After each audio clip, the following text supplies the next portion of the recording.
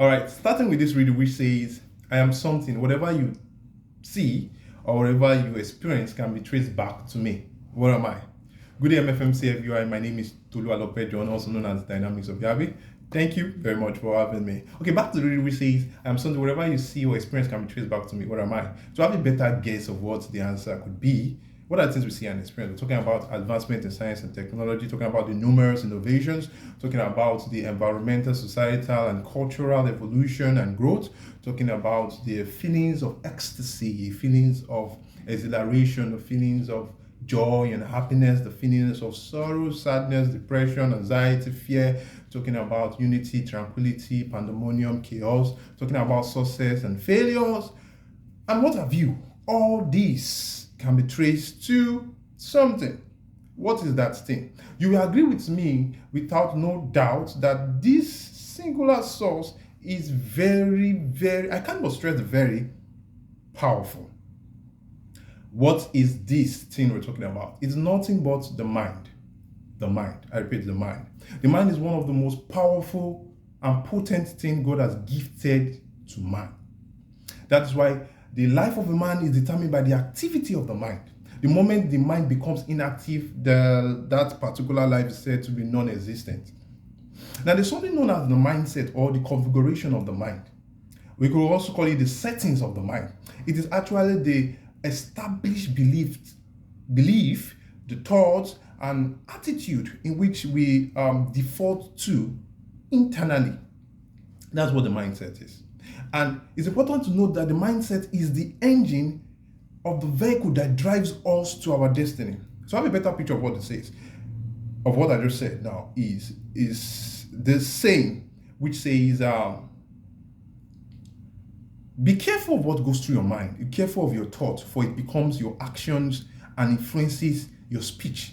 Be careful of your speech and your actions. It becomes your habit. Be careful of your habit, it becomes your character. Be careful of character, it's the mirror of your destiny. It's what defines your life. It's what determines your destiny. Now you could see that for the destiny, and at both extreme, we have the mind and we have the destiny. So you could see that the provenance of achieving whatever life you desire, whatever life you are currently living now is a function of the mind. Function of what goes through your mind. And the mind operates on law of attraction. Whatever you think of is what becomes of you. Whatever you don't think of is repelled of you. That's simply law of attraction. If you see yourself as a mediocre, you remain a mediocre. If you see yourself as insufficient, you remain insufficient. If you see yourself as substandard, inefficient, you will become inefficient. If you see yourself as a failure, you are a failure. If you see yourself as a success, you become successful. If you see yourself as a person of influence and affluence, so be it to you. That's what is going to be attracted to you. So it's important we understand what goes through our mind and be careful and selective of what we allow to go through our mind. Normally, the mind tends to always follow the direction of negativity, but we are in charge of our life.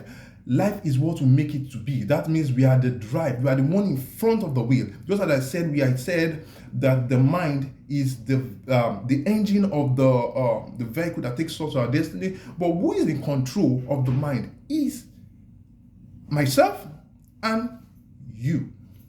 We are in control of the mind. So we have the power to determine what goes in, what we accept, what we predominantly occupy our mind with, and what we let go of in our mind. So how can we build a good structure, a good configuration in our mind? One, you have to be conscious of what goes through your mind. As I said earlier, work on your desire, have a goal in your mind. So you have a direction you're following. Be open-minded, because open-mindedness gives room for numerous possibilities and opportunities. But as much as you're open-minded, the number one factor I said is that you should be conscious of what goes to your mind. Yes, as much as you're open-minded, you should be very selective of what you accept. That's why it's good you have a predefined configuration, right? So that you don't just take in anything. Now, be happy always. Stay happy and productive. Don't let your happiness be a function of a particular thing. Do you understand? So that's important, that you're not happy if you achieve a particular goal and you are sad if it's not achieved. No, that's why you see some people, they are conventional. They are happy irrespective of what they go through, and like you are always in a lively state, irrespective of what you go through. That is kind of mindset you should imbibe. Also, don't let what other people say influence you. There are a lot of naysayers. There are a lot of people that see impossibilities in you. There are a lot of people that are not going to agree with those mind-blowing goals you have. Don't let it get at you. And also, very, very important, I stress it, stay with positive-minded people. It helps in the journey of achieving a wonderful and auspicious destiny. Stay with positive-minded people. They will push you. They are a catalyst in achieving purpose, right? Stay with people of destiny. Now, could it be that those wonderful goals of yours, those desire of excelling in your academics, in your finances, what have you, whatever it is not coming to fruition because of the configuration of your mind? Could it be that it's not far from your father's house or your mother's house that are inhibiting the answers or the manifestation of that wonderful goals you have, but just the configuration of your mind? In most times in life, we have the ability to make our choice. Even so, the Bible says, it says, life and death I give to you. And the Bible went ahead advising us that choose life. So we are to make decision. Choose positivity over negativity. See possibility in impossibilities. See abilities in disabilities. Always have a good and a nice picture of life. Don't be on the negative side of life. It pays and it helps you, because most times when we have a good mindset, it helps us in accomplishing our destiny easily. So it's important we occupy our mind with a lot of positivity. It's important we occupy our mind with a lot of good possibilities. You are not a mediocre. You are not a failure. You are a success. The moment you say all those things to yourself, it registers in your subconscious, and because of you. So when I make a statement like, the worst that can happen to me is to excel, I repeat, the worst that can happen to me, the worst, right, superlative now in terms of bad, worst.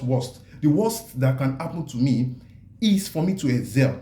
I'm not just saying it for saying sake. I'm building a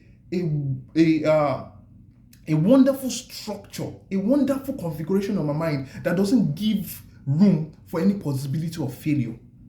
And with that kind of mindset, definitely I'm going to achieve success, because wherever I face as a challenges or difficulty that comes my way, that mindset is my drive. My engine is resilient. My engine is ready to travel miles to achieve my intentions. Don't forget, your mind, your mindset, the configuration of your mind determines how far you go in the journey of life.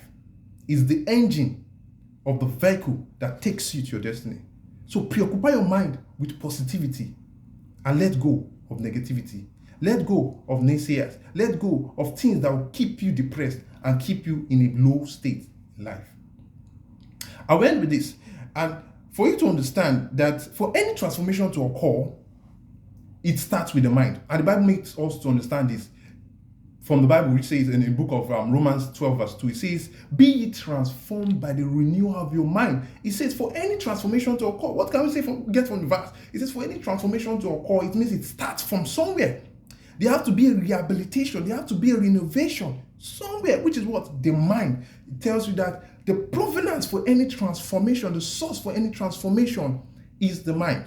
It is pure asinity and stupidity to keep doing the same thing over and over again and expect different results. That is madness. Why not go back to the source and come up with a rehabilitation strategy? Rehabilitate your mind, renovate your mind, and preoccupy your mind with positivity so that you will get that auspicious, promising, and flourishing destiny you achieve. You can achieve whatever you want to achieve. You are the will. God has given you the power to make the choice. Make the rightful choice. I advise you, choose life over death. Choose positivity over negativity. The ball is in your court. God be with you. Yahweh's blessings, family.